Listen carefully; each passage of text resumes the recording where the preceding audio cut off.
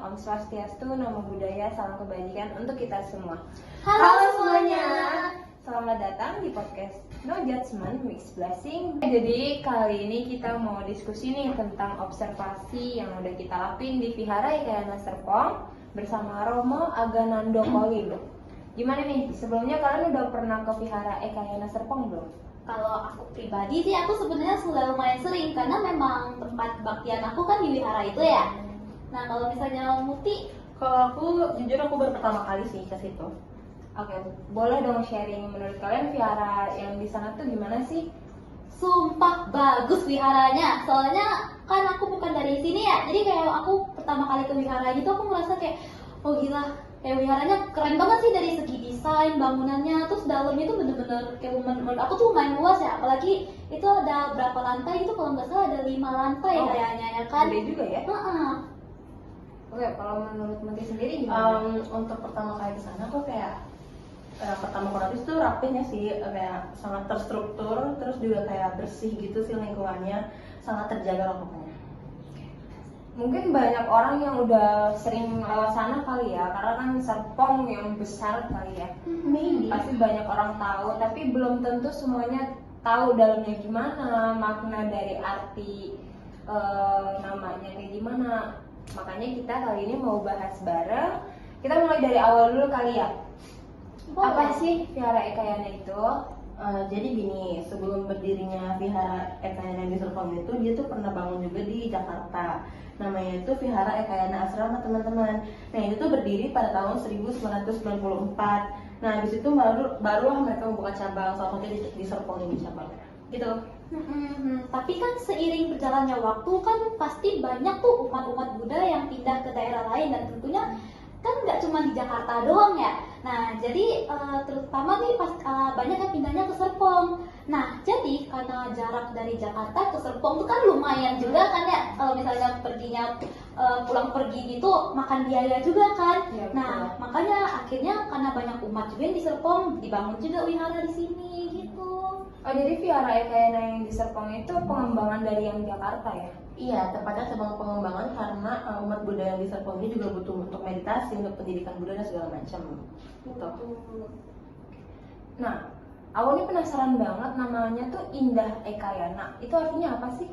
Oh, jadi Ekayana itu tuh dia diambil dari 2 kata gitu loh. Yang kata pertama itu ada Eka, yang kedua itu Yana. Nah, artinya kalau Eka itu tuh artinya satu. Sedangkan Yana sendiri itu artinya kendaraan atau jalan. Nah, jadi kalau misalnya kita gabungin nih Ekayana, itu artinya itu tuh jalan tunggal menuju pencerahan. Tapi bukan berarti cuma satu cara doang ya. Nah, maksud satu jalan ini tuh dia tuh berbeda-beda caranya, tapi punya tujuan yang sama, yaitu menuju pencerahan. Jadi kayak gitu, teman-teman. Wah, bagus banget ya maknanya. Kayak filosofi hidup juga nih. Yang meski kita beda jalan, asal tujuannya sama, pasti hidup kita bakal damai dan bahagia. Benar-benar, persis. Nah, dari situ juga nih muncul konsepnya tuh namanya Buddhayana. Jadi di Wihara Ekayana ini tuh semua aliran Buddhis itu kan sealiran-aliran di agama Buddha itu ada Theravada, Tantrayana, dan Mahayana gitu kan. Nah, di Wihara Ekayana ini tuh dia mempelajari dan menghormati semua aliran tersebut. Makanya dia dibilang Wihara Buddhayana. Intinya, semua jalan menuju kebaikan itu diterima karena dalam agama Buddha yang penting itu bukan nama alirannya sih, tapi gimana cara kita tuh mempraktikkan atau menunjukkan cita kasih, kebijaksanaan, dan kedamaian dalam kehidupan sehari-hari kita gitu. Nah, kalau ngomongin ajaran Buddha nih, aku sendiri kan dari Muslim. Aku sering dengar katanya fokusnya bukan cuma soal agama, tapi juga filosofi kehidupan. Bener nggak sih? Benar, karena di ajaran agama Buddha itu sederhana sih, kayak semua makhluk itu ingin bahagia dan gak ingin menderita. Nah, dari situ muncul prinsip utama, yaitu jangan menyakiti siapapun dan sebisa mungkin bantu orang lain untuk berbahagia. Itu sih. Dan menariknya nih ya, di Wihara Ekayana semua kegiatan itu tuh berangkat dari prinsip itu. Misalnya nih meditasi, ceramah dhamma, atau bahkan kegiatan sosial, semuanya itu bertujuan pasti menumbuhkan kebahagiaan untuk kita bersama ya kan. Jadi bukan cuma soal berdoa ya, tapi juga melatih batin. Betul, karena tujuannya itu bukan cuma untuk tenang sesaat gitu loh, tapi melatih pikiran biar kita tuh nggak gampang marah, iri, ataupun benci. Jadi dia kayaknya juga diajarin untuk mindfulness atau kesadaran penuh gitu. Nah ini ya mindfulness ini kan penting banget tau. Kadang tuh kan kita tuh marah dulu ya baru mikir ya. betul. Nah padahal kalau kita sadar kita tuh bisa kayak berhenti sejenak. Kita mikir dulu nih kayak kenapa itu tuh bisa terjadi gitu loh. Kayak misalnya nih ada yang nyenggol kita ya di jalan ya, wah gitu kan. Ya, Terus secara tiba-tiba kayak secara spontan kita pasti kayak marah dong. Ih, orang ini kenapa sih nyenggol kita gitu kan. Benar, Nah, benar. tapi sebenarnya kalau misalnya kita diam dulu, kita mikir kenapa sih dia buru-buru, kayak ya kenapa dia sampai terburu-buru gitu mau pergi gitu kan. Ya mungkin aja nih karena anaknya sakit atau apa gitu kan, kita bisa yang tadinya kita marah kita jadi kayak oh iya ya kasihan ya anaknya lagi sakit gitu, jadi kita bisa dari marah tersebut tuh kita jadi kasihan sama orangnya kan. Nah itu mindfulness tuh, itu hasil dari mindfulness. Wah iya ya, aku baru sadar tenang itu ternyata bukan berarti nggak punya masalah, tapi Betul. tahu gimana cara menghadapinya. Nah aku juga dengar Vihara Ekayana itu bukan cuma tempat ibadah, tapi juga pusat kegiatan sosial ya. Iya benar. Nah di sini tuh banyak kegiatan yang bisa diikutin siapa aja gitu loh. Jadi nggak cuma umat Buddhis saja yang bisa ya. Jadi non Buddhis juga boleh ikut. Ada meditasi bareng, pelatihan batin, kegiatan sosial kayak misalnya kayak bakti sosial gitu kan. Dan bahkan ada olahraga juga gitu yang bisa kita ikutin bareng-bareng. Pokoknya bukan cuma soal sembahyang gitu deh. Iya, jadi di Vihara itu bisa dibilang tempat perkumpulan semua komunitas juga sih. Soalnya semua orang tuh boleh datang, nggak cuma umat Buddha. Yang penting niatnya tuh baik dan juga pengen belajar jadi pribadi yang lebih baik. Wah keren banget ya, jadi semacam tempat belajar kehidupan juga ya.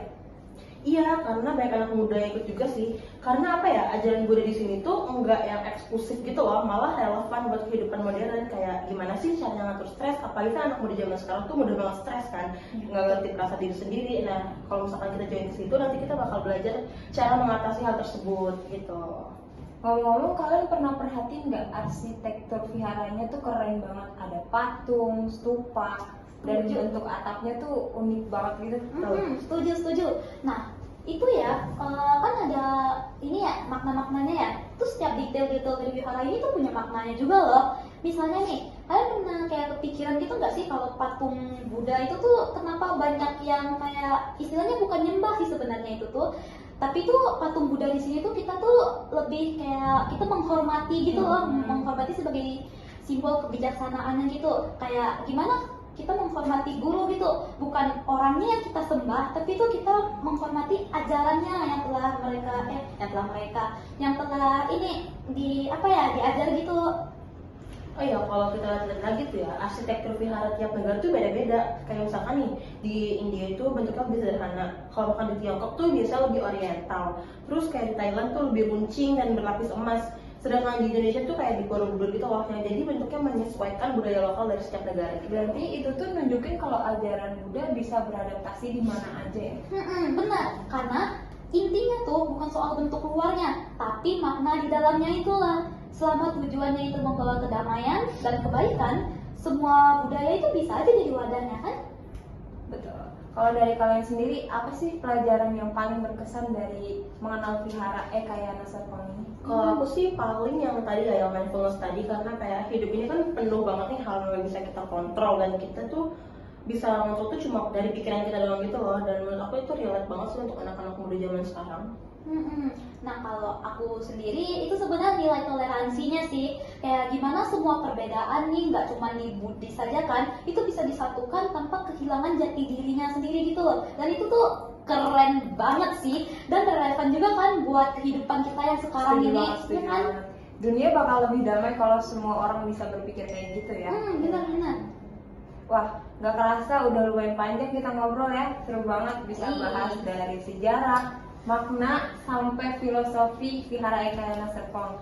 Jadi buat teman-teman pendengar, kalau kalian lagi butuh tempat buat menenangkan diri atau pengen belajar tentang mindfulness, coba deh mampir ke Vihara, atau minimal mulai dari hal-hal kecil kayak belajar sabar, sadar, dan penuh kasih. Bener banget, karena kedamaian itu bukan dicari di luar, tapi dibangun dari dalam diri kita sendiri.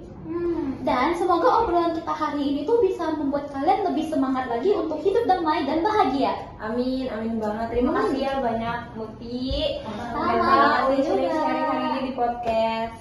No judgment.